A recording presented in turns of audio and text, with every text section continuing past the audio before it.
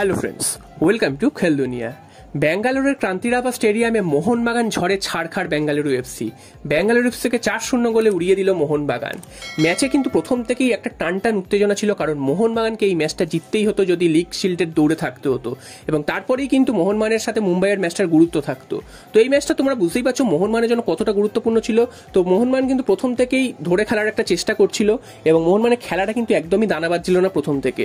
তারা কিন্তু বারবার মিসপাস করছিল, এবং বেঙ্গালুরু এফসি কিন্তু সেই সময়টা যথেষ্ট ভালো ফুটবল খেলছিল, অ্যাটাকে যাচ্ছিল, ছোট ছোট পাস খেলছিল, এবং মোহনবাগান যা খেলা চলছিল সেটা দেখে কিন্তু মোহনবাগান সমর্থকরা টেনশনে পড়ে যাচ্ছিল।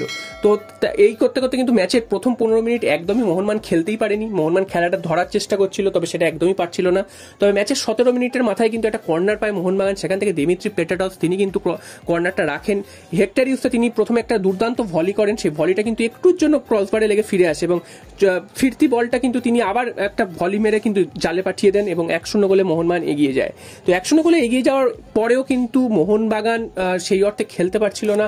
1-0 গোলে লিডটা নিলেও কিন্তু মোহনবাগান সেই একই রকম খেলা খেলছিল। এরকম চলতে চলতে কিন্তু একটা সময় বেঙ্গালুরু এফসি একটা পেনাল্টি পায়, সেটা কিন্তু আনোয়ার আলীর ভুল দোষে। আনোয়ার আলী বল প্রথমে হেড বুঝতেই পারেননি, সেই বলটাকে কিন্তু ক্লিয়ার করতে গিয়ে সুনীল ছেত্রীকে ফাউল করেন, এবং জেনুইন পেনাল্টি পায় বেঙ্গালুরু এফসি। বেঙ্গালুরু এফসি কিন্তু সুনীল ছেত্রী পেনাল্টি থেকে গোল করতে মিস করেন, এবং গোল করতে তিনি পারেননি, ক্রসবারে লেগে ফিরে আসে বলটা, এবং মোহনবাগান কিন্তু সেখানেই একটা লাইফ পায়। এবং ময়দানে প্রবাদ আছে যে বার পোস্টে একবার লেগে ফিরে এলে সেই টিম কিন্তু সেদিন আর জেতে না বা গোলও করতে পারে না। তো সেটাই কিন্তু প্রমাণিত হলো, সুনীল ছেত্রী সেই গোলটি মিস করে যাওয়ার পর থেকেই যেন বেঙ্গালুরু এফসি খেলা থেকে হারিয়ে গেল। তারপর কিন্তু মোহনবাগান কিন্তু বেশ খেলাটা আস্তে আস্তে ধরে নেয়, এবং মোহনবাগান কিন্তু চেষ্টা চালাতে থাকে গোল করার, তবে গোল আসছিল না। উল্টো দিকে প্রথম অর্ধেই কিন্তু 4খানা হলুদ কার্ড মোহনবাগানকে দেখতে হয়। সেখানে কিন্তু বিনা কারণে কিন্তু হেক্টর ইউসাকে হলুদ কার্ড দেখানো হয়েছে। রাহুল গুপ্তা তিনি আজকে রেফারি ছিলেন, তো এখানেও কিন্তু বেশ কিছু ভুল ডিসিশন দিয়েছে। এছাড়াও কিন্তু বেঙ্গালুরু এফসি দুটো হলুদ কার্ড দেখে। তো সব মিলে কিন্তু এমন একটা সময় যাচ্ছিল, মনে হচ্ছিল যেন মোহনবাগানকে যে কোনো মুহূর্তে রেড কার্ড দেখাবে, এবং মুম্বাই সিটি এফসি ম্যাচে কোনো গুরুত্বপূর্ণ প্লেয়ারকে কিন্তু মিস করাবে। তো সেটা কিন্তু শেষ পর্যন্ত হয়নি। প্রথম অর্ধে কিন্তু 1-0 গোলের ব্যবধানে কিন্তু ড্রেসিং রুমে ফেরে দুটো দল, এবং তারপর সেকেন্ড হাফের শুরু থেকে কিন্তু মোহনবাগান ঝড় কিন্তু অব্যাহত। মোহনবাগান কিন্তু একের পর এক অ্যাটাক করে গেছে। ম্যাচের 51 মিনিটে মোহনবাগান দ্বিতীয় গোলটি পায় মনবীর সিং এর পা থেকে। মনবীর সিং অনেকদিন গোলে ছিলেন না, তো সেই গোলটি তিনি কিন্তু পেয়ে গেছেন, এবং দুর্দান্ত তিনি গোল করেছেন। একদম বাঁ দিক থেকে উঠে এসে একদম কোনাকুনি শটে তিনি কিন্তু গোল করেছেন।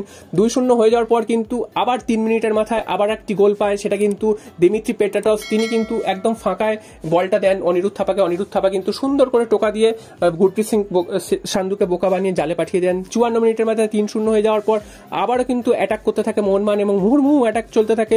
59 মিনিট নাগাদ কিন্তু মোহনবাগান চতুর্থ গোলটি পায় আরমান্দো সাদিকু তিনি কিন্তু একদম ফাঁকায় দাঁড়িয়ে গোলটি করে যান। মনবীর সিং এখানে ক্রেডিট, তিনি কিন্তু অ্যাসিস্ট করেছেন, এবং সুন্দরভাবে বলটি তিনি এমনভাবে রেখেছেন যেখানে কিন্তু আর কিছুই করা ছিল না, বলটা টোকা দেওয়া ছিল। তো 60 মিনিটের মাথায় কিন্তু 4-0 গোলে এগিয়ে যাওয়ার পর মোহনবাগান কিন্তু আরো অনেকগুলো সুযোগ পেয়েছে। তারপর কিছু সুযোগ তো বার পোস্টের ওপর দিয়ে উড়িয়ে দিয়েছে, কিছু সুযোগ মোহনবাগান কিন্তু গোলে রাখতে পারেনি, বা গুরপ্রীত সিং সান্ধু বাঁচিয়ে দিয়েছে, বা বেঙ্গালুরু ডিফেন্স বাঁচিয়ে দিয়েছে। তা না হলে কিন্তু 7-8 গোল কিন্তু আজকের হতেই পারত কম করে। সহজ সুযোগ মিস করেছে, এবং সব থেকে হাইস্ট মার্জিন ছিল মোহনবাগানের সাথে বেঙ্গালুরু, সেটা কিন্তু 5-0 গোল আই লিগের ম্যাচ। তারপরে কিন্তু 3-0 গোলের মার্জিন ছিল, মোহনবাগান হারিয়েছিল 3-0 গোলে, এবং 2-0 গোল তো অনেকবারই হয়েছে।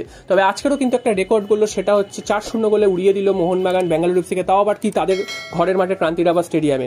বেঙ্গালুরুর সামনে কোনো মোটিভেশন ছিল না ঠিকই, তবে আশা করা গেছিল বেঙ্গালুরু হয়তো ফাইট দেবে, তো ফাইটটা দিচ্ছিল। তবে মোহনবাগানের সেকেন্ড হাফের যে পারফরমেন্স সেখানে কিন্তু জাস্ট উড়ে গেছে।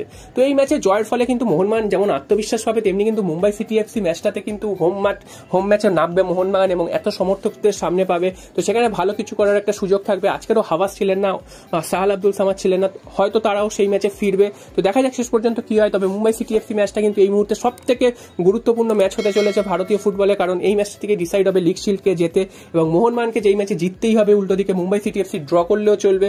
তো এরকম জায়গা থেকে কিন্তু মোহনবাগান এর আগেও আমরা দেখেছি যে আই লিগ শেষ সময় চ্যাম্পিয়ন হয়েছে, বা অন্যান্য টুর্নামেন্টও চ্যাম্পিয়ন হয়েছে। তো দেখা যাক এবার লিগ মোহনবাগান ঘরে তুলতে পারে কিনা। যে এই লিগটা কিন্তু এতদিন পাচ্ছিল না, 3-4 বছর ধরে মোহনবাগান পাচ্ছিল না যে লিগটা, সেই লিগটা মোহনবাগান ঘরে তুলতে পারে কিনা। এছাড়াও কিন্তু মোহনবাগানের আজকের যে সেকেন্ড হাফে পারফরমেন্স, সেখানেও কিন্তু কিন্তু খুব ভালো খেলেছে প্রত্যেকটি প্লেয়ার। তো আরমান্দো সাদিকু তিনি কিন্তু অনেক সহজ সুযোগ নষ্ট করেছেন, একটি গোল করেছেন ঠিকই, তবে যে সুযোগগুলো নষ্ট করেছেন সেগুলো কিন্তু মুম্বাইয়ের মতন ম্যাচের সুযোগগুলো নষ্ট করলে মোহনবাগানকে কিন্তু খেসারত দিতে হতে পারে। তো এগুলো মাথায় রাখতে হবে। এছাড়াও কিন্তু আজকের দীপেন্দুকে নামানো হয়েছে, যেহেতু এতটা লিড নিয়েছিল, তো সেক্ষেত্রে দীপেন্দুকে নামিয়ে দেখে নিয়েছে বা কিছু কিছু প্লেয়ারদের ঘুরিয়ে ফিরিয়ে দেখে নিয়েছে, এটাও কিন্তু মোহনবাগানের জন্য যথেষ্ট ভালো একটা দিক।